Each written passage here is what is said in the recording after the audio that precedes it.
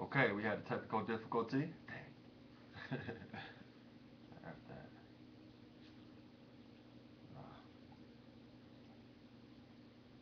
Okay, we're back on now. Hopefully people can hear me. Let's see. Yes. Yeah. Iowa, Iowa. Okay, now let me try to backtrack on what I was saying. Um, yes, it's true. I am presently back in Detroit right now. We're regrouping. We're getting some stuff together. We still got people traveling back and forth to Egypt. There's no problems whatsoever. Just make sure you got your visa and your plane ticket, and you can get in. That's no problem. You got people still on ground. We got B Niles Wall over there. Your iQual still got some few people, key people in place. So don't fret. Don't listen to the naysayers. It's all good, man. Truth Seekers still doing what they doing. You might want to find us at an island of the sea next, though. I'm just putting that out there. So we're gonna kick it. We're gonna get to the teaching. We're gonna come out the Zondervan Bible Dictionary today. We're gonna deal with this apocrypha today. Okay? We're gonna do a complete understanding on tithing.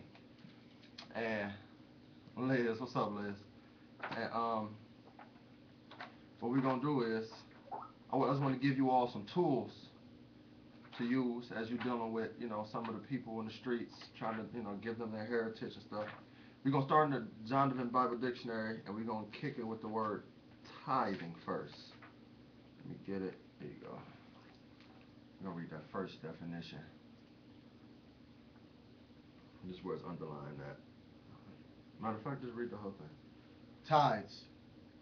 Just when and where the idea arose of making the tenth the rate of paying tribute to rulers and of offering gifts as a religious duty cannot be determined. So what he's saying is the exact year and time of when you had to give tithes to your church or to your particular religious group, saying wherever that kicked in at, ain't no true date for that.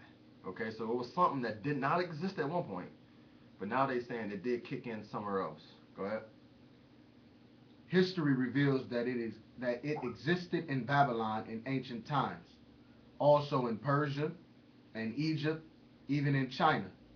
It is quite certain that Abraham knew of it when he migrated from Earth. So Babylon, Persia, what is it, China, and Egypt. and Egypt, they all were doing tithing before churches even incorporated it into the idea that they incorporated it in. Is tithe money? We're going to get into that through the precepts. We're going to be able to determine that by the end of this lesson. Um, let's go to Genesis 14. Let's get into the Bible. And this should be very interesting. I'm going to do something with this I haven't really seen most people do. We're going to visit every book in the Torah. We're going to visit these books. We're going to touch on all 5 books in the Torah. And then I'm going to give you a little further understanding past that. So, we're going to start off in the story of Abraham, because most people retreat to. They usually retreat to Hebrews 7, saying that Abraham paid tithes. But I'd rather go to the beginning to show where Abraham paid the tithe.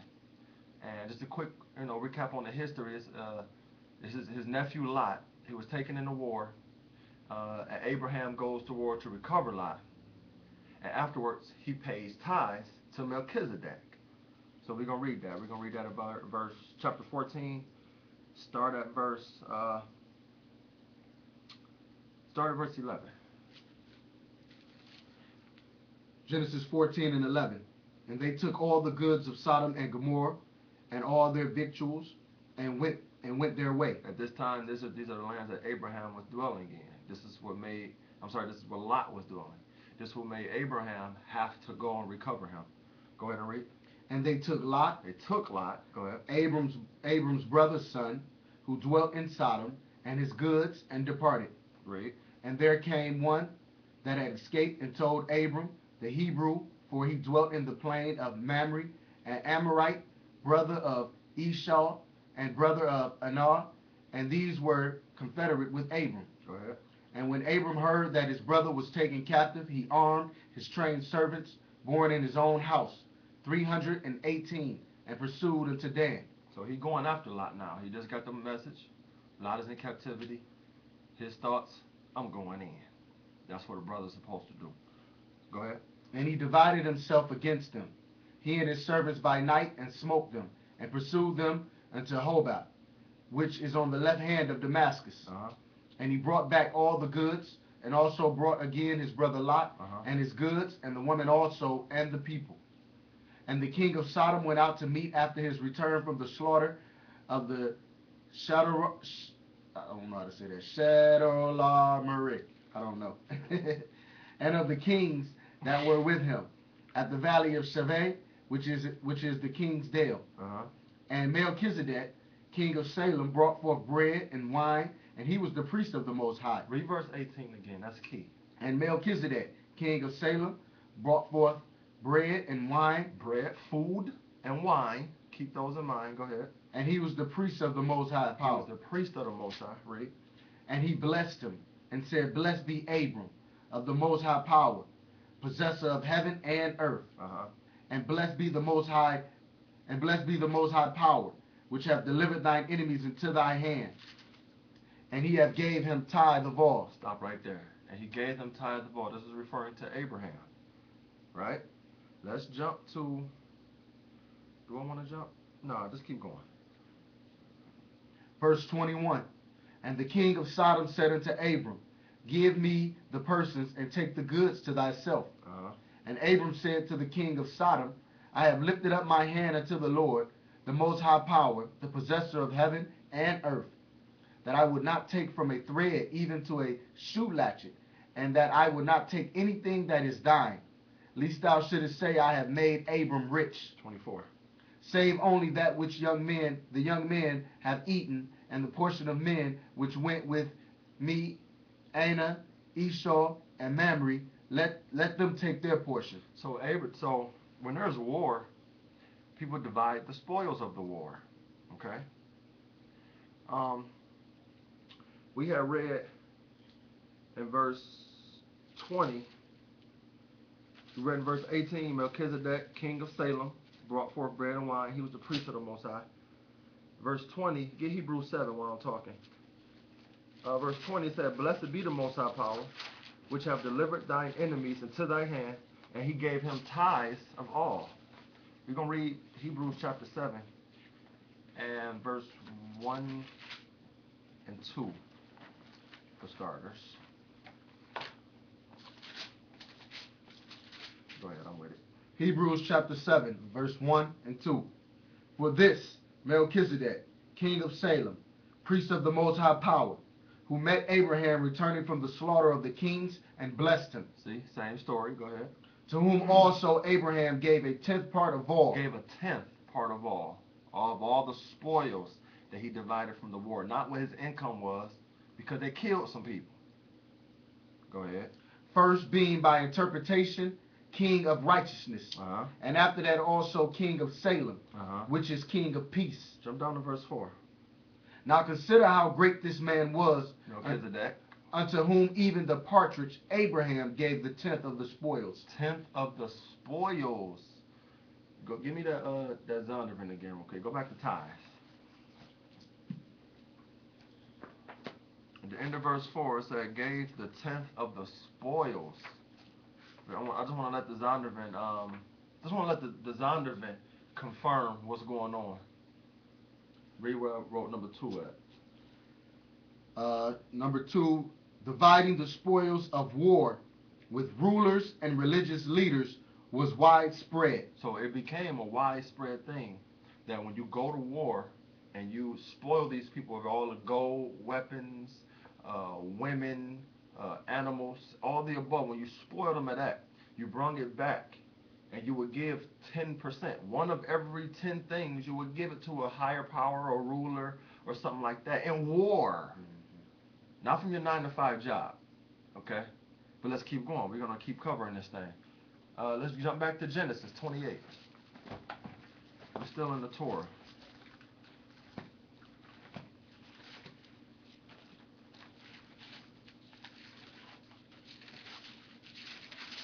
We're in chapter 28. We're going to read we're going to read verse 20. Let's see how this thing manifests. And Jacob, Genesis 28 and 20. And Jacob vowed a vow, saying, if God be with me, if the Most High be with me, and will keep me in this way that I go, and will give me bread to eat and raiment to put on, so that I come again to my father's house in peace, then shall the Lord be my power. Stop right there. We're talking about Jacob now. This is the person whose name was changed to Israel, the progenitor of the 12 tribes, whose forefather is ours. Okay? So this is Jacob vowing a vow. Now, of course, we know how to read it, throughout the law, it said don't make a vow unless you can perform it. So let's see how Jacob went about performing this vow. Let's see what he's talking about in verse 22. Go ahead. And verse 22.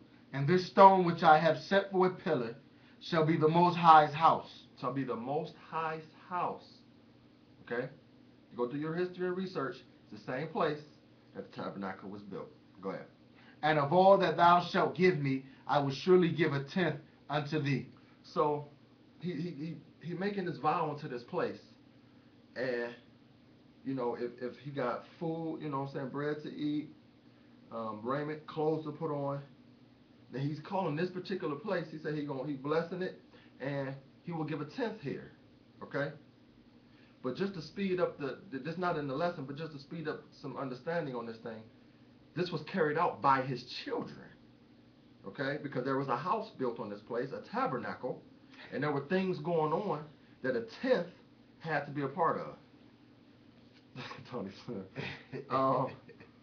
Let's jump to we read 22. Let's jump to Leviticus 27. And also notice that Abram, he didn't take none of the spoil. Right. None of it. So people saying that you have to give a gross or give a gross of what you made, he kept none of it. He kept enough to feed the people that were with him. He gave a tenth to Melchizedek and gave the rest back to Sodom and Gomorrah. Right. So he didn't even keep none of the spoil that he had, because he wanted to make sure that people say it ain't because of the tenth or because of the war or because of the blessings of someone else that I'm blessed. It's because of the Most High. The Most High promised this thing to me. And he's promised those same things to us. Where we at? Leviticus 27? Yeah, Leviticus 27.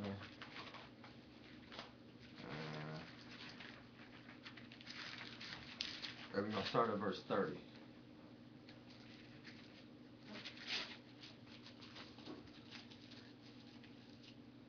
Now let's get into some of these things on what does the tithing and tenth, what were these things?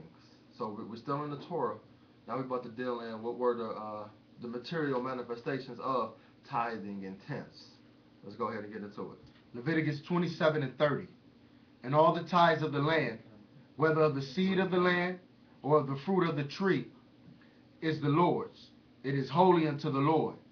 And if a man will at all redeem aught of his tithes, he shall add thereto the fifth part thereof. Go back to verse 30.